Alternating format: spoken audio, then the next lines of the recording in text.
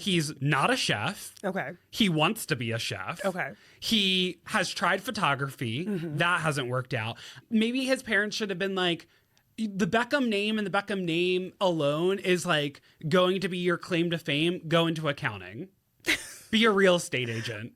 But he doesn't want to be a real estate agent. He wants to be something more creative because he comes from a line of creatives. And this is where I just think everything about him is such an eye roll about him complaining about being a part of this family and then now aligning himself with his wife, who is from a billionaire family, Nicola Peltz.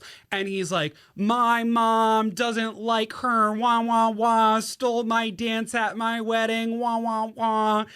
Everything about my family is about cultivating an image, wah, wah, wah. I'm like, you wouldn't even have a platform to complain and have this picked up by every major outlet if it weren't for the parents that you're complaining about. And I read this think piece, and I just want to read what this writer wrote about what's currently happening with the Beckham family. Quote, the story has been widely circulated, analyzed, and debated. But beyond the celebrity intrigue, it raises a broader cultural question. What happens when discomfort is treated as hardship and inconvenience is elevated as trauma?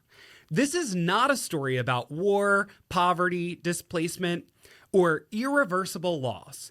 It is a story about a couture wedding dress dispute and a familiar family conflict, circumstances that millions of families navigate privately every year without public declarations or lasting estrangement.